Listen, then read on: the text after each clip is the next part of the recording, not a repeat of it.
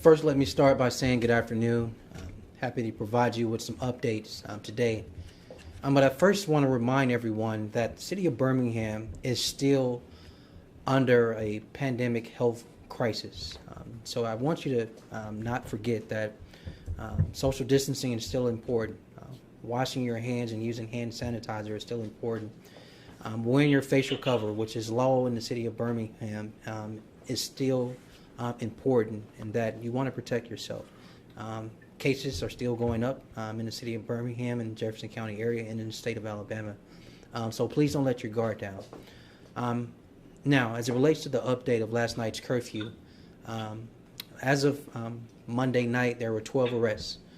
We had no reported cases of vandalism or looting or fires. And we've also revised the curfew.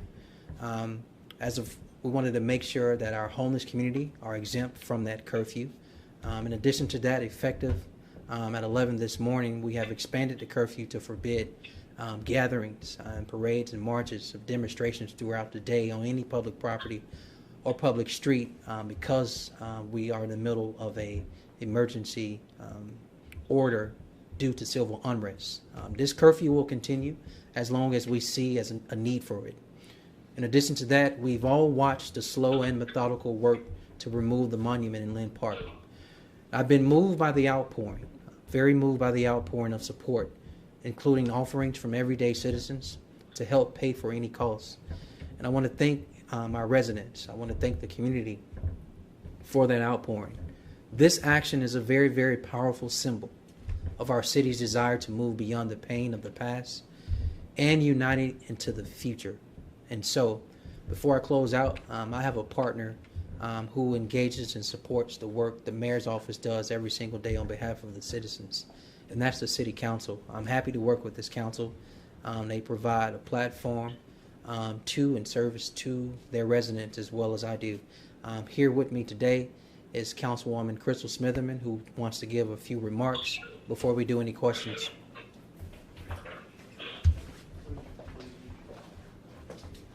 Thank you, Mayor Woodfin. I'll be very brief. To the constituents of Birmingham, I want to say I'm proud of you. You have used your right to assemble, to have your voice be heard. We stand with you in true equity, justice, and fairness. Because there is this ongoing fight against systemic racism that needs to be diminished. And I want you to know that as a city that we heard your voice, that your voice does count. And for the young people, I'm so proud of you, because we have to be reminded that the civil rights movement was being led by the young people. And so I just want you to know that we're standing with you against racism, that we've heard you. I would like to thank Mayor Woodfin for making sure that that Confederate monument came down, because it's not fair for a majority black city to be reminded every day of a history that has been dealing with the oppression against black people. So I want you to know that on behalf of the City Council and District 6 office, we are there for you, and that I love you, my black people. We are here for you, and that we will always have your backs. Thank you, Mayor Woodfin. Just a brief note. I've got some points I want to share about in anticipation of some questions about the monument. One is this: we will not disclose the location of the monument due to security reasons and to preserve the health and safety of the public, as well as to make sure there is no more damage caused to the monument. In addition to that, under the current state of emergency, the partner companies working on the removal of that monument will not be identified due to security reasons and to protect those employees. You may ask of the cost of the removal from the city. The cost to the city to remove the monument is $1. Now, any donations made to the city for removing the statue, any donations made to the storage of that statue, and or other costs that may develop will require that we go to the council to formally receive those funds. And one last note, we are in discussions with other organizations and leadership in the state and with the state about where the monument may eventually go. And so to that, I want to thank everyone involved, and I want to thank everyone for making sure Monday night we had a peaceful night, and we will continue with our curfew to make sure that we protect first people, two, our first responders, and three, equally important in this matter, is the property of residential as well as commercial property. With that, Rick, open it up for any questions. Thank you, Mayor. We'll begin with Alan Collins with WBRC. Alan, do you have a question?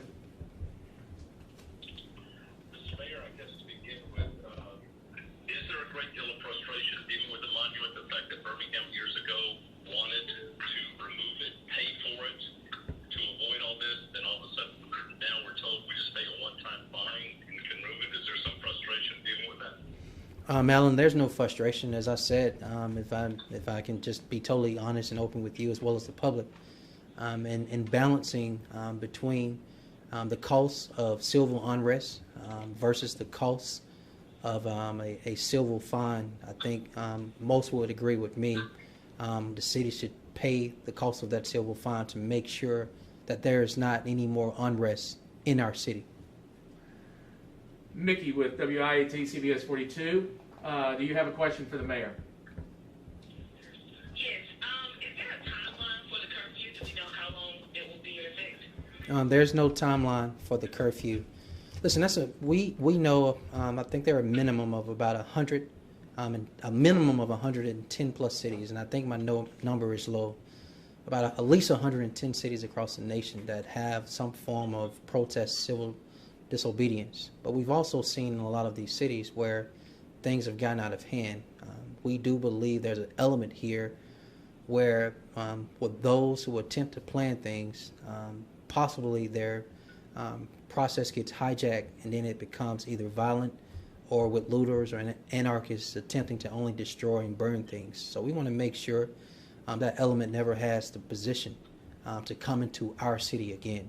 And so as it relates to when this will end, we'll determine that when we know more information and receive more information about how it's going, not only in our community but across the nation. In addition to that, as late as last night, we received a bomb threat on the actual monument site as late as Monday night. And we should also know across the nation there's been some consistent soft targets as early as Saturday, which includes police precincts, etc. And so we need to, in commercial spaces where there's retail, such as malls. So we need to be vigilant in how we go about protecting, again, our citizens as well as our first responders. In addition to that, our property within our city. And so when that date is going to be determined, the public and the media will be the first to know. All right, our next question, Papke, WBTM 13. Do you have a question for the mayor? Yeah, Mayor, you announced this morning about the Birmingham Business Relief Fund. Can you talk more about how much money right now will be made available to these businesses, and when and how these businesses can obtain that funding? Well, first let me start with the partners that make up this this relief fund. As of yesterday, a relief fund was created to support those businesses that receive some form of damage due to those looters and others who intentionally cause property damage to a lot of the business owners within our central business district. These organizations that have done a collaborative effort to build this fund are Rev Birmingham, Urban Impact, the Community Foundation, the City of Birmingham, and other community partners. Those who are seeding money, the seed money comes from one of our partner organizations in the community that I want to send a huge thank you to, called Spire. Now, this fund is being held at the Community Foundation, and I want to encourage those who want more information or who have been impacted by Sunday's night's event to receive resources to visit the Communities Foundation website to learn and have more information. In addition to that, I believe, if I'm correct, you can go to Community Foundation, birminghamal.gov/curfew. Okay, our next question, ABC 3340, are you on the line? ABC 3340, are you on the line? Let's move to Birmingham Times. Birmingham Times, Erica, are you there?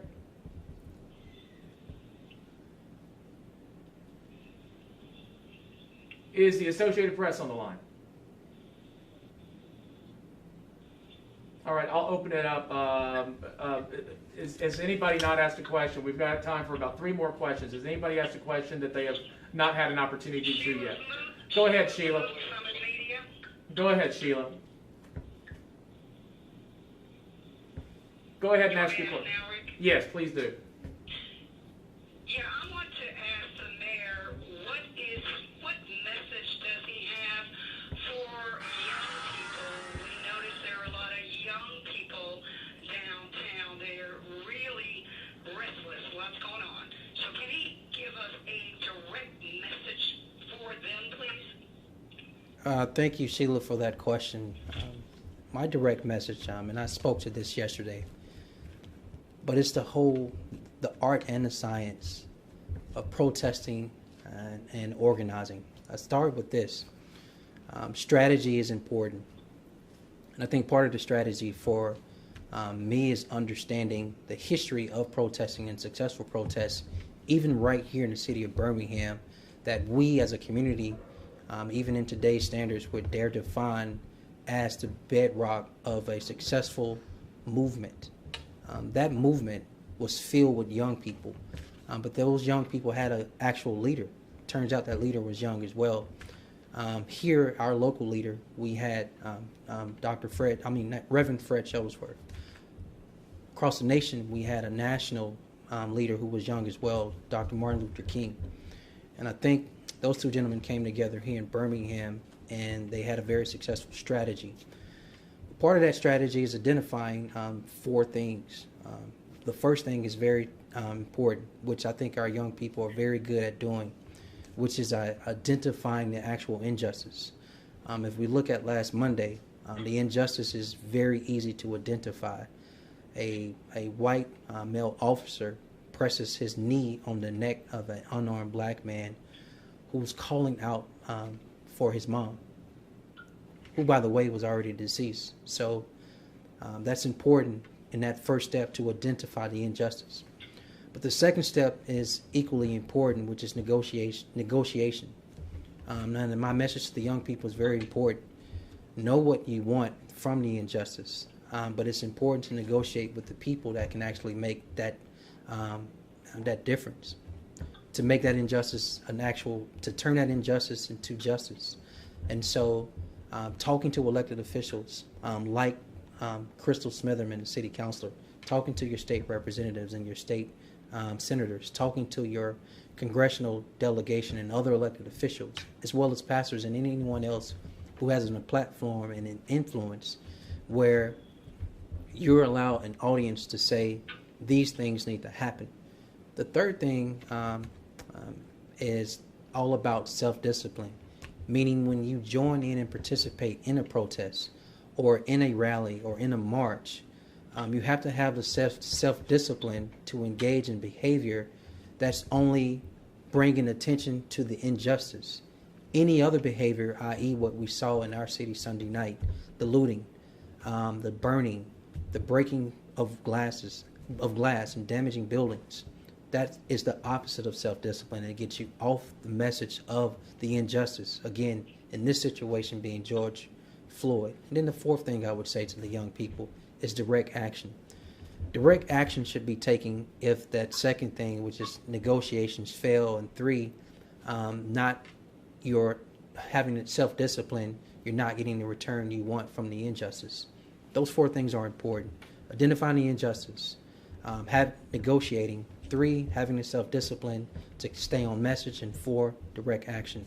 I believe if our young people engage and do those 4 things, then the change they want to see, whether it's in Minneapolis, in Birmingham, in any city across the nation, here in our country, even at 1600 Pennsylvania Avenue, if we do those 4 things, young people, you can have any change you want. Okay, we are running up on our time. I can't remember. AL.com, did I call you? I apologize if I did. I don't believe I called Howard with AL.com. Are you on the line? Do you have a question? Thanks, Rick. Mayor Howard Complet, AL.com. From what we understand, there's a time capsule in the Capitol Monument. Can you confirm that? And so, can you say what size Yeah, here's a short version. The city of Birmingham never had any intent to destroy this monument, only to remove it. And that intent is important because as an administration, even when we disagree with some laws, there's a way to go about that disagreement.